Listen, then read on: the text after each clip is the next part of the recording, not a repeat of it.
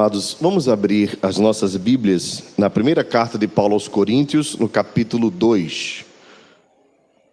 Primeira carta de Paulo aos Coríntios, capítulo 2. Importante lembrar aos irmãos, essa pausazinha antes da mensagem, não é buscando inspiração não, é para a gente organizar aqui a gravação, a luz, dar uma melhorada, para depois o pessoal poder fazer a edição. Isto porque esta mensagem, assim como as outras, ficam registradas no nosso YouTube. Os irmãos que quiserem acompanhar as outras pregações, é só entrarem no YouTube, Igreja Presbiteriana de Fragoso. Também, aos poucos, estamos organizando para que tudo vá para o Spotify. Aos poucos as mensagens estão sendo atualizadas lá. Não apenas no Spotify, né? São vários aplicativos, são 10, né? Aplicativos mais ou menos. Tem o Amazon Music, tem o Google Cast, tem Apple, né? Então, Deezer, tem aí no boletim, né? Tem tanto aí, eu não conheço nem 3. Mas tem uns 10 aí. Então nós louvamos a Deus pelo pessoal da nossa equipe de mídia, multimídia, está sempre trabalhando para que mais pessoas sejam alcançadas através da pregação da palavra de Deus, ok? Como é? Não entendi. Estamos aceitando currículo, o pessoal fazendo a propaganda aí. Por isso que é a equipe de mídia, né? Carta de Paulo aos Coríntios, primeira carta de Paulo aos Coríntios, capítulo 2, a partir do verso 6, meus irmãos. Vamos acompanhar a leitura. Entretanto, expomos sabedoria entre os experimentados, não porém a sabedoria deste século, nem a dos poderosos desta época, que se reduzem a nada. Mas falamos a sabedoria de Deus em mistério, outrora oculta, a qual Deus pré-ordenou desde a eternidade para a nossa glória. Sabedoria esta que nenhum dos poderosos deste século conheceu, porque se a tivessem conhecido, jamais teriam crucificado o Senhor da glória. Mas como está escrito, nem olhos viram, nem ouvidos ouviram, nem jamais penetrou em coração humano o que Deus tem preparado para aqueles que o amam. Mas Deus nulo revelou pelo Espírito, porque o Espírito a todas as coisas perscruta, até mesmo as profundezas de Deus. Porque qual dos homens sabe as coisas do homem, senão o seu próprio Espírito que nele está? Assim também as coisas de Deus, ninguém as conhece, senão o Espírito de Deus. Ora, nós não temos recebido o Espírito do mundo, e sim o Espírito que vem de Deus, para que conheçamos o que por Deus nos foi dado gratuitamente. Nisso também falamos, não em palavras ensinadas pela sabedoria humana, mas ensinadas pelo Espírito, conferindo coisas espirituais com espirituais. Ora, o homem natural não aceita as coisas do Espírito de Deus, porque eles são loucura. E não pode entendê-las, porque elas se discernem espiritualmente. Porém, o homem espiritual julga todas as coisas, mas ele mesmo não é julgado por ninguém. Pois quem conheceu a mente do Senhor que o possa instruir? Nós, porém, temos a mente de Cristo. Amém. Vamos orar mais uma vez. Baixa a sua fronte. Senhor nosso Deus, te rogamos nesse instante a orientação do Teu Espírito Santo, a fim de que haja entendimento quando a Tua palavra for exposta. Te rogamos, Deus, porque reconhecemos que o Evangelho do Senhor precisa da revelação especial da Tua graça, sem a qual nós somos incapazes de compreendê-lo. Por isso, Deus, em nome de Jesus, abre a nossa mente pelo Teu Espírito, a fim de que haja conversão, transformação, edificação. Deus, que sejamos confrontados por Tua palavra e confortados também por ela, que saiamos daqui te amando mais o nosso próximo e com desejo de pregar a Tua palavra a toda criatura e de viver a vida para o Teu louvor. Te pedimos essas bênçãos em nome de Jesus. Amém. Amém. Meus irmãos, o texto já começa com um entretanto, né? Mostrando então que esta parte que nós estamos lendo não inicia aqui, é um diálogo que Paulo já está formando com os irmãos de Corinto na carta, e que vai tratando ainda do mesmo assunto que ele estava falando do início do texto. Se vocês observarem então, ou lembrarem, Paulo estava falando sobre as divisões que estavam acontecendo dentro da igreja de Corinto, possivelmente por conta de preferência quanto aos pregadores. Os corintos viviam numa cidade, a cidade de Corinto, né, e toda a Grécia era muito voltada para o conhecimento, e haviam muitos filósofos na Grécia antiga que chamavam a atenção da cidade. Como se nós pudéssemos imaginar a nossa paixão por futebol, era semelhante à paixão dos gregos pela retórica, pelo discurso, pelo conhecimento. Então eles se reuniam nos lugares de debate, nos areópagos, entre outros locais, para ouvirem os filósofos, ouvirem as pessoas falarem e discutirem. Paulo mesmo participou de uma conversa como essa no areópago em Atenas. Está lá no livro de Atos, no capítulo 17.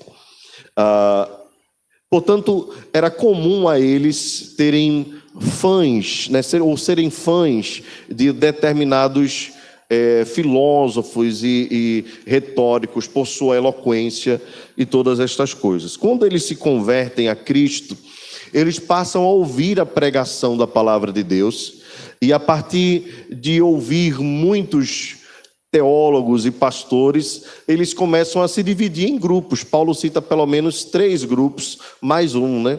Havia os de Paulo, possivelmente aqueles que gostavam muito do apóstolo Paulo, por ele ter sido o fundador da igreja, o plantador da igreja. Mas havia também os de Apolo. Apolo era um mestre da igreja e talvez trouxesse consigo a eloquência tão apaixonante, né, que os coríntios gostavam. E também tem aqueles que diziam: eu sou de Pedro, né? No caso Cefas. Nós não sabemos porquê. Há uma dedução de que tenha sido por conta daquele sermão que Pedro pregou, onde 3.000 pessoas se converteram em Jerusalém.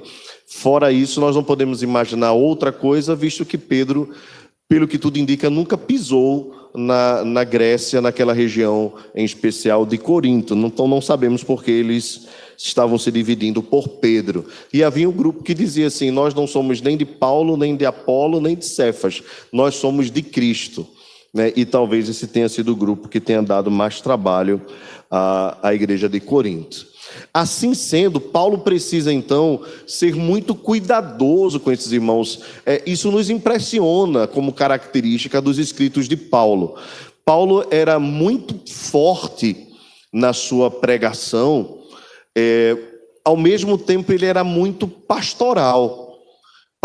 Nos lembra aquilo que João Calvino dizia, que o pastor precisa ter 2 vozes, uma para afastar os lobos e outra para chamar as ovelhas. E Paulo sabia muito bem quando usar a ênfase correta. Neste caso aqui, Paulo está sendo duro com os irmãos, mas está sendo pastoral. E essa é uma questão muito interessante que a igreja precisa entender. Nós, como pastores da igreja, nós precisamos cuidar dos irmãos, e às vezes cuidar significa ser um pouco mais duro, cobrar um pouco mais. Assim como aqueles irmãos aqui que são pais, quando você precisa, vez por outra, usar a vara com o seu filho, né? Hoje em dia não usa a vara, né? Sandália havaiana, né? Então, quando você precisa usar a sandália havaiana, quando você precisa chamar a atenção assim um pouco mais forte, quando você precisa colocar de castigo, não é porque você odeia, mas é porque você ama. Na verdade, é uma prova de amor. A Bíblia diz que o pai que ama precisa disciplinar o seu filho. E Paulo está aqui disciplinando a igreja de Corinto, admoestando os irmãos pastoralmente a não fixarem os olhos nos homens, a acabarem com essa história de igreja dividida por causa de fã-clube. Isso era terrível para a vida dos coríntios. Aí Paulo vai usar alguns argumentos. Ele lembra que isso ele ficou ou tomou ciência pelos da casa de Cloé. Mas a partir do verso 18, Paulo vai lembrar aos irmãos que Deus está, através da mensagem do Evangelho, destruindo a sabedoria dos sábios e aniquilando a inteligência dos instruídos. E aí Paulo vai lembrar que eles foram alcançados pela pregação que para eles era loucura, naturalmente falando. E isso é bem interessante. Paulo usa o argumento seguinte: enquanto vocês estão aí preocupados em saber quem é o melhor e se dividindo por causa do melhor pregador, vocês foram alcançados não pelo pregador, mas pela mensagem.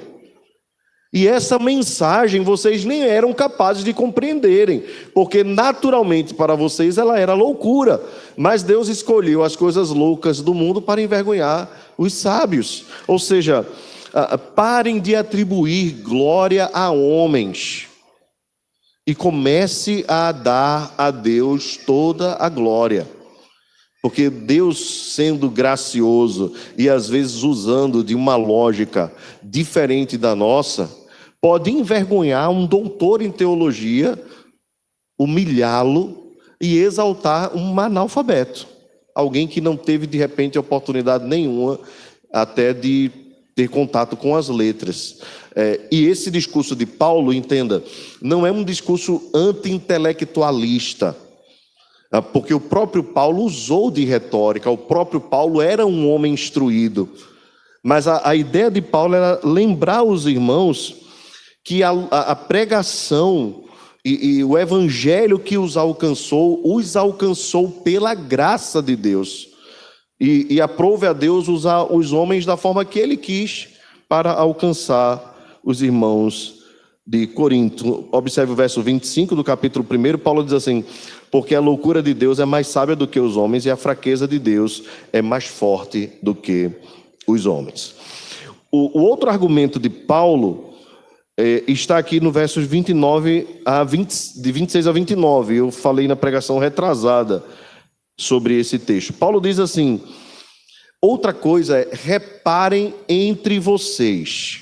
Enquanto vocês estão aí exaltando as pessoas por posições, por cargos, por autoridade, por sabedoria, por eloquência, reparem na vocação, porque muitos de vocês que foram chamados não são sábios segundo a carne, nem muitos poderosos há entre vocês, nem muitos de nobre nascimento. E aí é quando Paulo diz: pelo contrário, Deus escolheu as coisas loucas do mundo para envergonhar os sábios.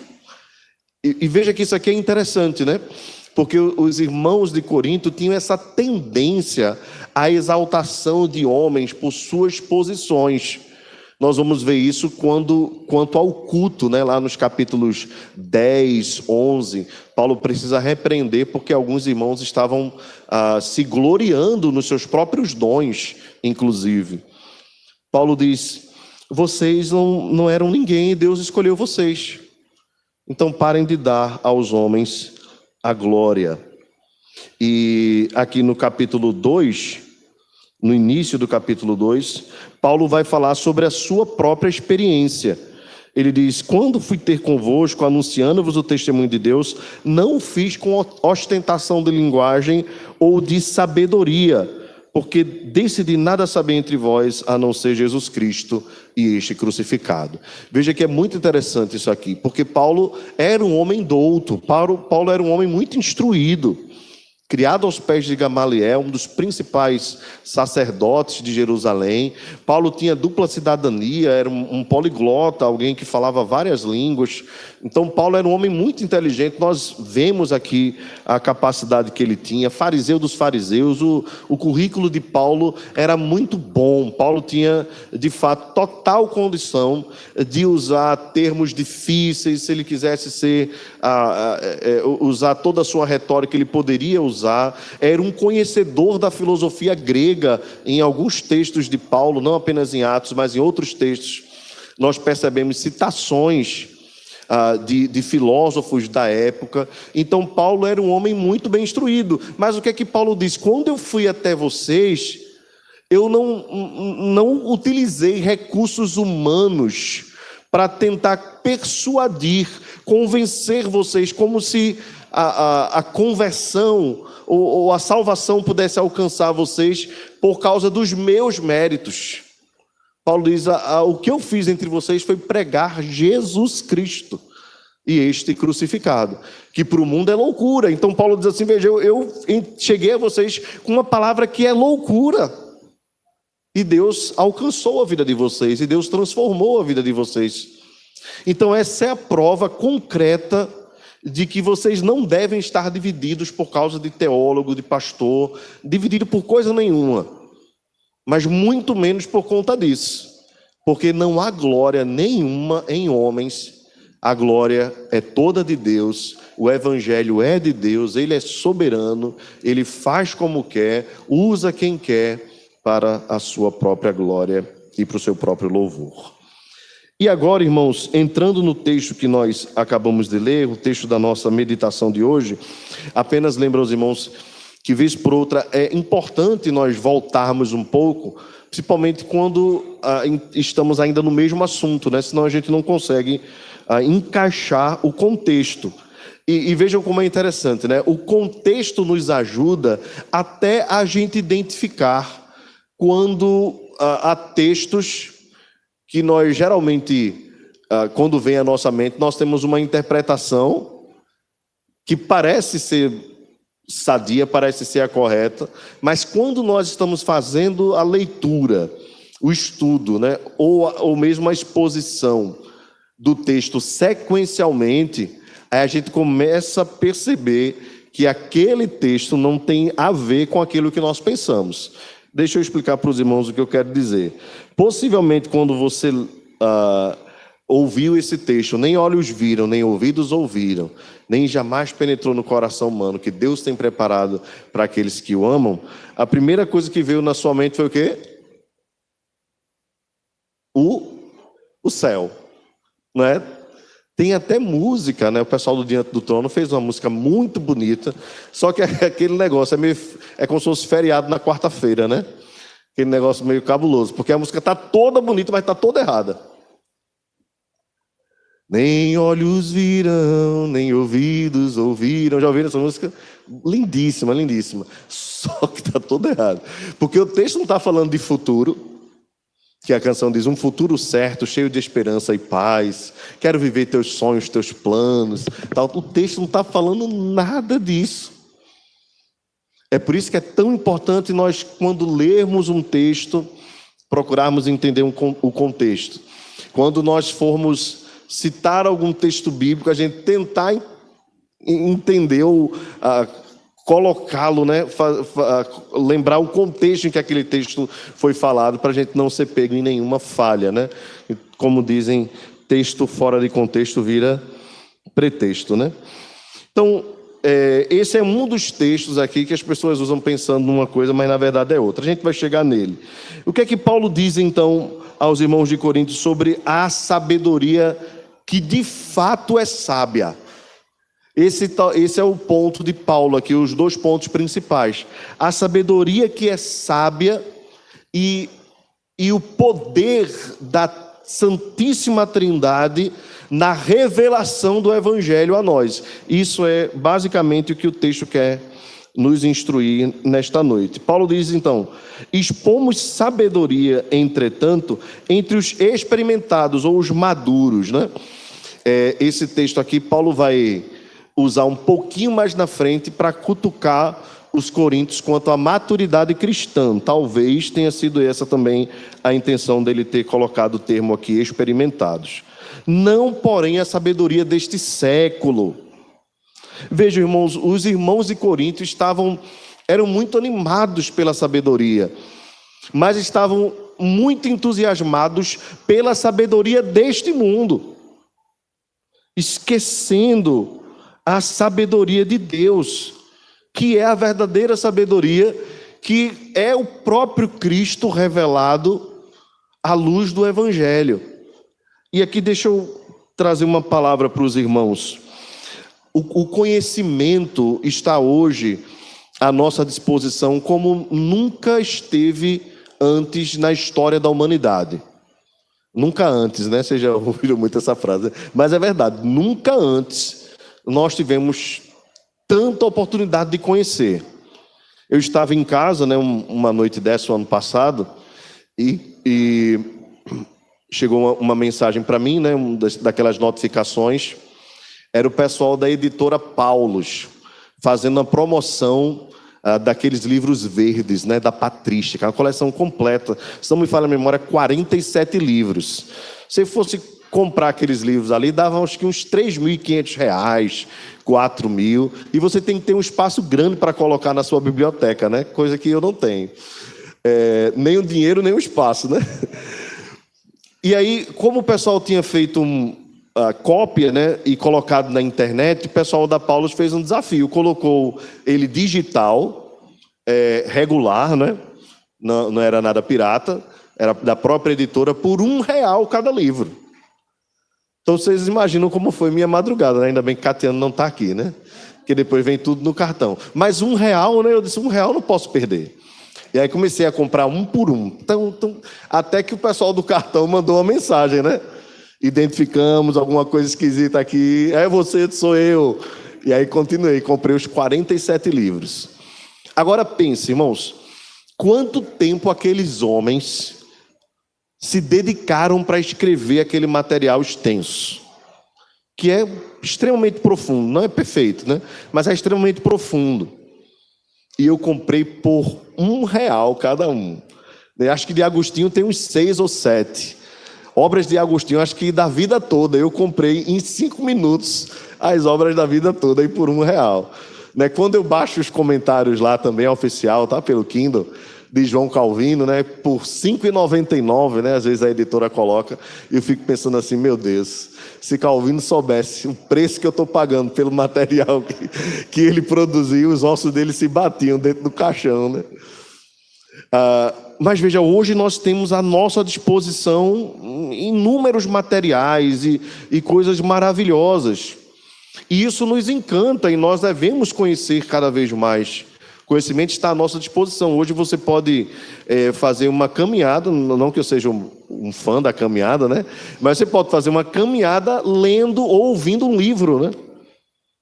Você pode malhar, o pessoal que não malha, cadê o pessoal que não malha aqui da igreja? O pessoal que não malha. Você pode malhar, não, Leandro? Lendo, ouvindo um livro, um audiobook. Veja que privilégio. Então não tem mais desculpa, né? Não tem mais desculpa para vocês. Amanhã eu quero ver todo mundo na academia, viu? Então, a nossa disposição tem... e nós devemos aproveitar, devemos usufruir. Quanto mais conhecimento, melhor. Mas há uma sabedoria e um conhecimento que mesmo nós cristãos temos desprezado, que é compreendermos cada vez mais as profundezas de Deus, a beleza do Evangelho. E aí nenhum filósofo, nenhum poeta, o que você mais goste, pode ser as poesias de Fernando Pessoa, você pode ser assim um admirador, né? Ou você pode gostar da forma caridosa, né? Como Drummond usa a poesia. Você pode gostar de Carlos Drummond de Andrade, não tem nenhum problema. Você pode gostar de Camões, seja o que for, tem muita coisa boa. Mas por favor, não esqueça, nós não podemos perder o encanto pelo Evangelho, porque o Evangelho é a revelação de Deus para os homens e não há beleza melhor do que o Evangelho. Até as músicas mesmo, a gente começa a perceber como a música carece do Evangelho, e algumas músicas até parecem nos levar ao Evangelho, mesmo que o autor não saiba. Porque o Evangelho é o poder de Deus e há no homem essa necessidade de Deus que ele mesmo não compreende. Pois Deus colocou a lei no coração do homem. E aí o pessoal estava fazendo as homenagens lá a Rita Lee, né? E Rita Lee não era muito fã, né, do cristianismo, mas tem uma música dela que eu achei muito interessante. A música Ovelha Negra, né? Você já viu uma partezinha que ela diz assim... baby, baby, não adianta chamar quando alguém está perdido procurando se encontrar. De fato, Ela está ali falando sobre a vida dela, mas é o retrato do homem natural sem Deus. Não adianta você chamar o homem natural sem Deus, porque ele está perdido, procurando se encontrar e não vai se achar nunca. Ele vai continuar sendo a ovelha perdida, a ovelha negra da família, como se diz. Mas se Deus alcançar o seu coração, a voz do Espírito Santo tem graça irresistível. E aí o homem é encontrado pela graça de Deus. Então veja, é bom você olhar a poesia, as composições. Tem muita coisa boa, mas leia, ouça, observe com a mente, com a ótica do Evangelho. Porque ainda que tenha muita coisa boa, o Evangelho é superior a qualquer filosofia, a qualquer poesia, a qualquer teoria. Nada é mais poderoso do que o Evangelho do nosso Senhor e Salvador Jesus Cristo. E às vezes nós nos encantamos com a sabedoria do mundo, e perdemos o encanto, talvez pelo contato com o sagrado, né? A gente começa a perder o encanto pela palavra de Deus. E não há nada mais encantador do que ouvir a voz de Deus. Sabe por quê? Porque a sabedoria deste século, a dos poderosos desta época, se reduzem a nada. A nada. Mas falamos a sabedoria, observe o que diz o apóstolo Paulo, no verso 7, de Deus em mistério. Outrora oculta, entenda mistério aqui como algo que está para ser revelado, ok? A qual Deus pré-ordenou desde a eternidade para a nossa glória. Observe, irmãos, Deus pré-ordenou. Então Deus é o agente ativo aqui. E antes da eternidade, Deus pré-ordenou a sua sabedoria. Sabedoria que nenhum dos poderosos deste século conheceu, nem Aristóteles, nem Platão, porque se tivessem conhecido, jamais teriam crucificado o Senhor da glória. Aqui ele está se referindo a Jesus. Observe aqui na construção de Paulo. O Pai pré-ordenou, o Filho se fez revelado e crucificado. E o Espírito, diz no verso 10, é quem nos revelou a respeito de Cristo. Observe a trindade aqui nesse trecho. Está claro o que Paulo está querendo construir. A ideia de que Deus usou todas as suas forças. O Pai, o Filho e o Espírito se juntaram para revelar a maior beleza de todas. Eu gosto muito quando os irmãos colocam o pôr do sol daqui de Fragoso, eu acho um dos mais bonitos que tem. Mas também, às vezes, os irmãos colocam o céu azul, assim, aquelas coisas lindas, e a criação é... Pense aí no lugar mais bonito que você já foi, e sonhe com esse lugar. Deus é infinitamente mais belo do que a sua criação. A criação é lindíssima e revela a glória de Deus, como diz o Salmo 19. Mas depois o próprio Salmo diz que a lei do Senhor é perfeita. E no final fala que ela é quem redime o homem. Ali está se referindo ao próprio Cristo. Então não há nada mais belo do que a revelação de Deus. E observe a progressividade, né? A criação, a revelação da lei e Jesus. Portanto, de todas as belezas que existem no mundo, nada é mais belo do que o Evangelho de Jesus. Nada é mais belo do que Jesus. Ninguém é mais lindo do que Jesus. E às vezes nós perdemos Jesus de vista. Estamos tão ocupados, estamos tão apreensivos, estamos tão ansiosos com as coisas do dia a dia, semelhante aos discípulos no caminho de Emaús, né? Que a gente sente o coração arder, uma necessidade de Deus, mas os nossos olhos estão como que cegos pela tristeza, pela falta de esperança e tudo mais, e Deus ali ao lado. E aí quando Jesus se aparta deles, eles dizem, não era que o coração da gente estava ardendo quando ele falava as coisas, né, e se revelava ali através de Moisés e dos profetas. Quando ele parte o pão é que os homens percebem que era Jesus que estava ali. Meus irmãos, nós temos o privilégio de, como nós lemos no início do texto, justificados mediante a fé, temos paz com Deus. Deus não tem mais guerra contra nós. Não há barreiras mais entre nós e Deus. Jesus está conosco. Jesus é real. Ele é vivo, Ele é verdadeiro. O nosso relacionamento com Ele precisa ser aprofundado.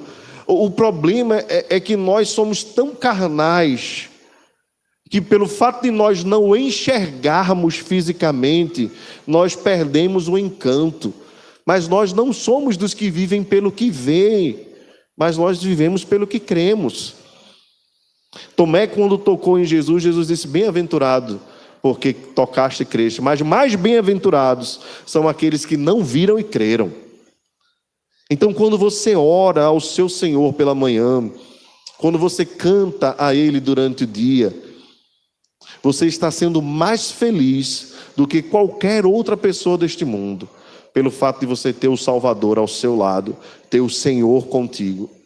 Então, você precisa se encantar novamente com o Evangelho. Eu preciso me encantar novamente pelo Evangelho e perceber que não há beleza maior do que a beleza de Jesus, o nosso Salvador. Meus irmãos, então Paulo diz assim no verso 9: mas como está escrito, vamos ler todos juntos? Nem olhos viram,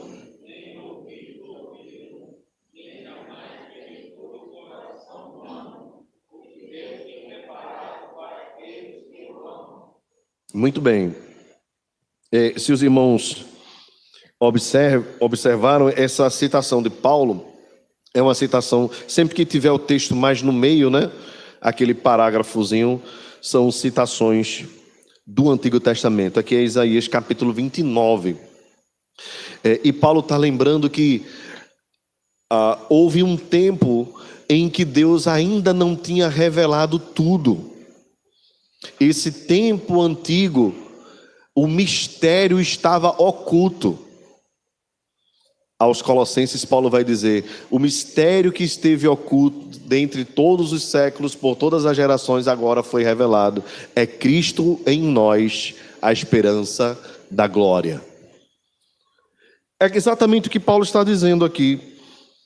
Os olhos humanos não foram capazes de ver, os ouvidos capazes de ouvir, e nem penetrou no coração humano jamais o que Deus tem preparado para aqueles que o amam. Mas, ainda bem que o texto não encerra aqui, né? Mas Deus nulo revelou pelo Espírito. Observe que Paulo está se referindo ao Senhor da glória. Jesus nos foi revelado pelo Espírito Santo. Jesus não nos foi revelado pela sabedoria deste mundo. Jesus não nos foi revelado, aqui me refiro à revelação especial, pela criação. A criação não revela a Deus perfeitamente, plenamente. A lei nos acusa de que nós somos pecadores e mostra que Deus é perfeito. Mas quem nos traz a revelação especial de Deus é o Espírito Santo de Deus.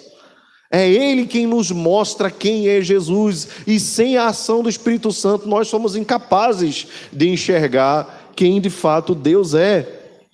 E aí Paulo diz: porque o Espírito a todas as coisas perscruta, até mesmo as profundezas de Deus. Ninguém é capaz de conhecer a mente de Deus, o coração de Deus, senão o Espírito de Deus. Da mesma forma que ninguém é capaz de compreender o homem, senão o Espírito que nele está.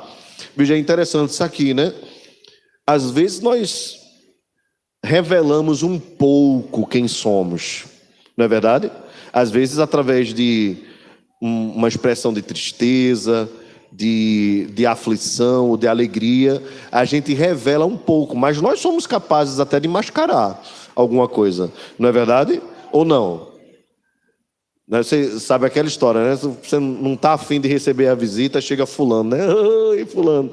Aí você... Às vezes pessoas são capazes de ser tão, assim, teatrais, que a visita sendo convidada a ficar mais tempo, né? Quem vai lá em casa conhece Gigi, né?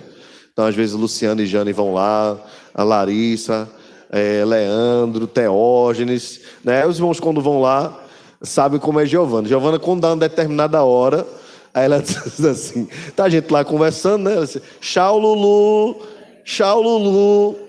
Aí pega a sandália, bota no pé dele, né? E bota a visita para fora mesmo, né? Na organização da mente dela, como ela já está perto de dormir, para ela dormir, tem que ser o mesmo cenário. Se tiver alguém diferente, ela pode se sentir incomodada, né? E a autista não tem filtro, né? Então, como não tem filtro, então ela vai lá e fala o que acha que tem que falar. Diz, não, Gigi. Mas ela não tem a consciência de que aquilo ali é um constrangimento. Graças a Deus, o pessoal que vai lá em casa já sabe, né? Então, você pode ser convidado a sair, viu? E não vai pensar que sou eu que estou mandando Gigi, não. Mas em determinado momento ela pode dizer assim, não. Ou de repente um momento estranho, né? Já teve um dia que, acho que foi Luciano, não sei quem foi lá em casa, e era a hora dela ir para a escola. Então aquilo ali causou uma confusão na cabeça dela, porque ela ama ir para a escola. Então quando ela viu, se eu não me engano foi Luciano, chegando lá em casa, acho que ela pensou, igreja. Não, mas não quero ir para a igreja, eu quero ir para a escola. E ela, como a gente fala, bugou, né? Até disse, Luciano, tu tem que ir embora, senão ela não vai entender, não. Bem, autistas são sem filtro, né? As pessoas dizem assim, como seria bom o mundo se todo mundo fosse autista, não ia ser nada bom. A gente precisa ter uma certa dose, né? Não é de mentira, né? Mas é aquela artimanha que a gente usa para dizer assim, é aquela forma educada, né?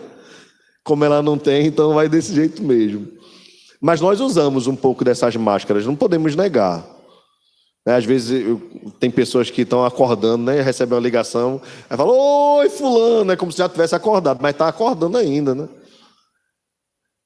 Paulo vai nos lembrar o seguinte, que nós nos conhecemos bem, e porque nós nos conhecemos bem, porque o nosso espírito habita em nós, sabe quem nós somos. Para os outros a gente pode até disfarçar um pouco, mas nós mesmos sabemos quem somos. Mais do que nós mesmos, só Deus que nos conhece, né? Mas ninguém nos conhece mais do que nós mesmos. Você pode disfarçar, seu esposo pode dizer, eu conheço você, essa sua cara, né? Ou o marido diz, eita, a cara dela, e já sei, né? Pela cara você já conhece a pessoa, mas ninguém se conhece mais do que a própria pessoa. Então Paulo usa esse argumento para dizer o seguinte, assim também as coisas de Deus, ninguém as conhece senão o Espírito de Deus. Veja que argumento lindo de Paulo. Paulo está dizendo o seguinte, meus irmãos, vocês estão discutindo aí a sabedoria humana, e Deus abriu os céus para vocês conhecerem o seu coração, revelando o que está no mais íntimo do seu ser pelo Espírito Santo, que é Jesus Cristo em nós, a esperança da glória. Veja, queridos, nós lemos hoje na Escola Bíblica Dominical o Salmo 73. Asaf chega à conclusão, depois, né, de invejar os ímpios, ele diz, a quem tenho eu no céu além do Senhor? E não há na terra nada em que eu me compraza senão o Senhor. Quando Asaf diz isso, automaticamente a minha mente me lembra daquilo que a voz dos céus falou no dia do batismo de Jesus lá no Rio Jordão. A voz dos céus disse, este é o meu filho amado em quem eu tenho todo o meu prazer. O prazer de Deus, o Pai é o Filho. O Pai é apaixonado pelo Filho. Toda a alegria dele está no Filho. E durante os séculos, esta alegria foi sendo revelada aos poucos. Algumas aparições de Jesus no Antigo Testamento, algumas visitas dele. Mas quando chega a nova aliança, Deus rasga o seu coração E todo o prazer de Deus, que é Jesus, é revelado pelo Espírito Santo. E é revelado a nós, pecadores. E não há coisa mais maravilhosa do que Jesus, do que o Evangelho de Jesus, do que o ser de Deus em Jesus Cristo, pois nele habita toda a plenitude. Enquanto nós temos essa beleza que é Jesus, essa graça revelada que é Jesus, e às vezes nós não valorizamos, assim como os coríntios estavam tendo o privilégio de receber toda a sabedoria de Deus revelada em Jesus Cristo, e estavam pensando quem era o melhor, Paulo, Cefas ou Apolo. Paulo diz: quem é Paulo? Quem é Apolo? Quem é Cefas? Parem com essa meninice.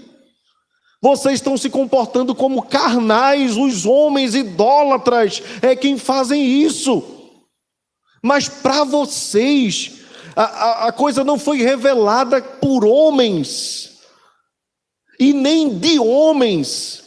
Deus abriu os céus, rasgou os céus, para revelar a coisa mais linda do mundo, que os homens no Antigo Testamento tanto almejavam ver. Mas nem olhos viram, nem ouvidos ouviram, nem jamais penetrou no coração humano. Porém, Deus decidiu, na plenitude dos tempos, revelar Jesus. Jesus é a coisa mais linda do mundo. Jesus é a mais bela canção, é a mais bela poesia. Sobre Jesus devem ser os melhores pensamentos. Ele é o melhor de todos os pensamentos. Ele é a revelação de Deus. E mais, vocês estão aí ocupando-se com as palavras dos homens, mas Deus decidiu revelar o seu próprio verbo. Jesus é o verbo de Deus. No princípio era o verbo estava com Deus, o verbo era Deus. Enquanto vocês estão discutindo quem tem as melhores palavras, a própria palavra de Deus viva desceu para habitar com vocês. E vocês estão discutindo quem são dos melhores os homens, e perdendo Jesus de vista. Meus irmãos, assim como os coríntios, nós precisamos ter esse cuidado e voltarmos a nos encantar com a beleza, a simplicidade e a magnitude do Evangelho, porque está tudo junto no Evangelho. É simplicidade, é beleza, é loucura, é escândalo, mas é Deus se revelando para nós. É Jesus dizendo: eu estou vivo, estou ao seu lado. Eu quero falar com você, eu quero me relacionar com você, eu quero conversar com você. Paulo diz, ora, verso 12: nós não temos recebido o Espírito do mundo, e sim o Espírito que vem de Deus, para que conheçamos o que por Deus nos foi dado gratuitamente. Veja que coisa linda, irmãos. Aqueles que queriam se aprofundar, no conhecimento, lá nas arenas, nos areópagos, precisavam, quem sabe, contratar um bom filósofo, um bom professor, um bom tutor, um pedagogo. Acontecia assim, quando a gente fala que Paulo foi criado aos pés de Gamaliel, não pense que Gamaliel iria gastar todo o seu hebraico, passando o dia com um monte de jovens ensinando, sem que fosse pago, e bem pago, e merecidamente pago. Paulo diz assim: a beleza maior, Deus decidiu revelar para vocês gratuitamente. Gratuitamente. É o dom gratuito de Deus. Disto também falamos, não em palavras ensinadas pela sabedoria humana, mas ensinadas pelo Espírito, conferindo coisas espirituais com espirituais. E vejam, irmãos, às vezes nós investimos o nosso dinheiro em tanto conhecimento, e nós temos a Escritura aqui, diante de nós. Trabalho enorme que esses homens tiveram para que ela chegasse até nós, a nossa própria língua, nesses dias. Verso 14, pertinho de encerrar. Ora, o homem natural não aceita as coisas do Espírito de Deus porque eles são loucura.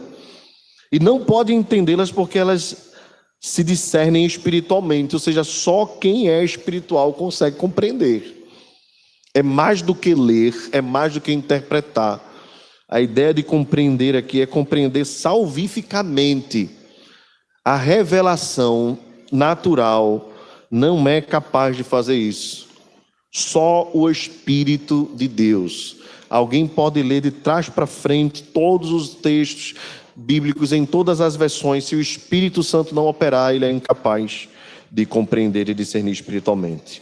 Porém, o homem espiritual julga todas as coisas, mas ele mesmo não é julgado por ninguém. Observe então, alguém que nasce de novo, alguém que recebe a revelação de Deus, passa a julgar, no sentido de analisar, de avaliar todas as coisas. Veja que a Bíblia, a gente podia passar mais tempo aqui, mas veja a ideia de Paulo, é que a Bíblia nos dá essas lentes pelas quais nós enxergamos o mundo. Pois ninguém conheceu a mente do Senhor. Pois quem conheceu a mente do Senhor que o possa instruir? Nós, porém, temos a mente de Cristo. Veja que coisa linda, né, irmãos? Quem conheceu a mente do Senhor que o possa instruir? Talvez Paulo esteja lembrando aqui daquele texto que diz: quem foi o seu conselheiro? Quem o ensinou? Nós, porém, temos a mente de Cristo. Quando nós fomos alcançados pela graça de Deus, nós temos o privilégio de conhecer a revelação de Deus e nós recebemos uma nova mente, uma nova mentalidade que nos dá a capacidade de pensarmos as coisas espiritualmente e discernirmos as coisas espiritualmente. É por isso, irmãos, e aqui eu fecho o meu argumento, é por isso que alguém, ainda que seja indouto, não tenha tido tantas oportunidades, é capaz de conhecer até mais do que alguém que tem formações extraordinárias a respeito das coisas da vida, sobre a ótica divina. Esse é o maior curso, é o melhor curso daqueles que dizem assim: fulano é doutor em divindade. Todo crente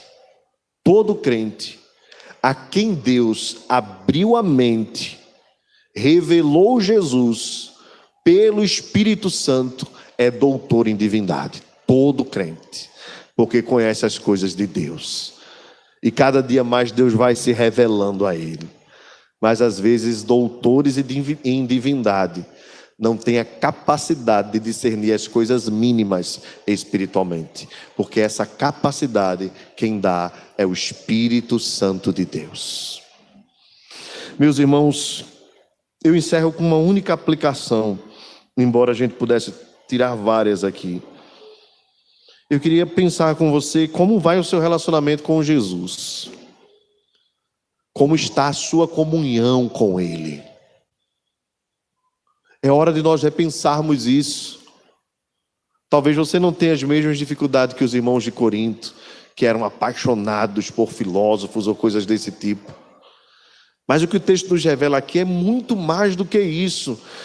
São realidades que atingem o nosso coração hoje. Nós temos ainda o mesmo encanto por Jesus. Como vai a sua vida de oração e de leitura da palavra? Como é o seu dia? Com quem você passa o dia? Você convida Jesus para passar o dia com você? Você tem conversado com Ele, tem falado com Ele, tem buscado conhecê-lo mais, tem buscado enxergar a vida, tomado decisões a partir da ótica dEle, que é revelada na Escritura? Os seus atos, os seus pensamentos, as suas atitudes, o que fazer e até mesmo o que não fazer, tem sido feito e administrado à luz da revelação de Deus nas Escrituras? É assim que Deus se revela nos nossos dias.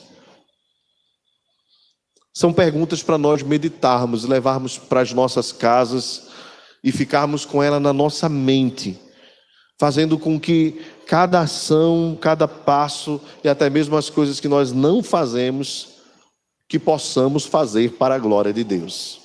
À luz das Escrituras estejam os nossos passos, todos em nome de Jesus. E que o nosso relacionamento com o Senhor seja cada dia mais apaixonado. Meus irmãos, precisamos entender, o Evangelho é muito mais do que uma mensagem. O Evangelho é uma pessoa, é Jesus. Jesus é gente como a gente. Ele desceu em carne, Ele habitou entre nós. Às vezes a gente quer um amigo para conversar e o amigo Jesus é desprezado, estando ao nosso lado.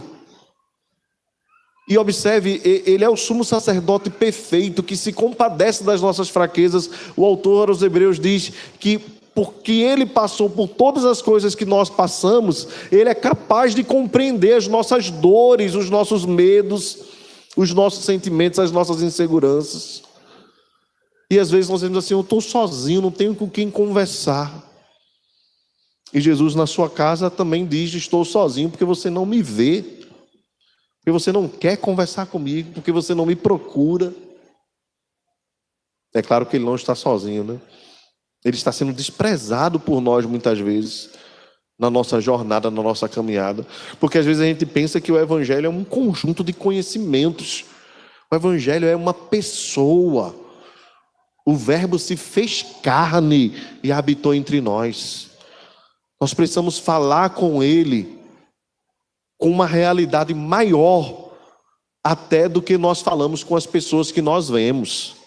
Porque a realidade espiritual é mais certa do que a carnal. Ela é eterna. E Jesus quer ouvir a nossa voz, quer andar conosco. Ele é o nosso amigo real, Ele é verdadeiro. Ele nunca nos abandona, Ele nunca nos deixa. Ele nunca está ocupado para nós. Sempre atento às nossas necessidades. Sabe que tudo que nós precisamos é dEle. E Ele está à nossa disposição. E às vezes nós estamos morrendo de sede ao lado dos mananciais de águas vivas. É hora de nós acordarmos para percebermos novamente a beleza de Jesus. Foi isso que Deus nos revelou pelo Espírito Santo. O que os homens da antiga aliança não puderam ver, nós vemos hoje. Que privilégio. É por isso que João Batista, como sendo o último profeta da antiga aliança, Jesus disse a respeito dele assim, ninguém foi maior do que ele. Mas depois ele disse, qualquer um de vocês é maior do que ele. É a transição da antiga para a nova aliança. Na nova aliança, depois de João Batista, o que nos foi revelado a respeito de Jesus, nos torna mais conhecedores de Deus do que os próprios profetas do Antigo Testamento. Mas enquanto eles, mesmo sem ver, almejavam uma pátria espiritual, nós que vimos e temos a convicção completa de quem é Jesus, às vezes estamos com os nossos olhos para as coisas desse mundo. O que mais nos apaixona são os prazeres deste mundo, são as coisas deste mundo, e nós perdemos Jesus de vista. Hoje é dia de você se reconciliar com Jesus.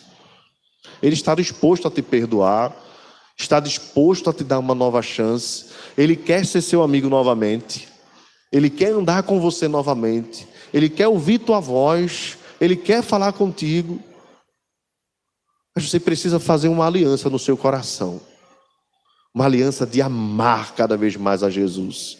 De andar com Ele, de viver para Ele. Baixa a sua fronte. Feche seus olhos. Senhor nosso Deus, nesse instante, Pai, em que tua palavra nos é revelada, nós não podemos sair daqui, Senhor, sem tomarmos uma resolução profunda no nosso coração, que parece fundamental, elementar, que de fato é, mas às vezes nós a desprezamos. Nós queremos andar contigo. E assim como o galho não pode sobreviver estando desligado do caule. Sem ti nada podemos fazer, Senhor. Tu és a videira, nós somos os ramos. Perdoa-nos porque às vezes nós não permanecemos em ti. E por isso os nossos frutos muitas vezes não são frutos de justiça, de alegria, de amor. Mas nesta noite, Senhor, nós queremos largar fora as cisternas rachadas que não retêm água e queremos nos maravilhar, nos embebedar com a água da vida que é o Senhor Jesus. E queremos isso para as nossas vidas, para a nossa caminhada. Queremos isso para a nossa jornada espiritual. Dá-nos a graça, Senhor, de vivermos a vida na Tua presença. Restaura o nosso altar de oração, Senhor. Restaura a regularidade da leitura, meditação da Tua palavra, do estudo da Tua palavra. Restaura, Senhor, a nossa comunhão contigo todos os dias. Que as nossas canções sejam canções que glorifiquem o Teu nome. Que os nossos prazeres sejam o Teu prazer. E que a nossa vida esteja amarrada à Tua. De tal sorte, Senhor, que nós possamos declarar: eu sou do meu amado e o meu amado é meu. Vamos ficar de pé, irmãos. Receber a bênção. Que a graça do Senhor Jesus, o amor de Deus, o nosso eterno Pai, a comunhão, o poder e as consolações do Espírito Santo repousem sobre nós, Igreja Presbiteriana de Fragoso, e sobre toda a Igreja do Senhor espalhada sobre a face da terra, agora e para todos sempre. Amém. Amém. Amém.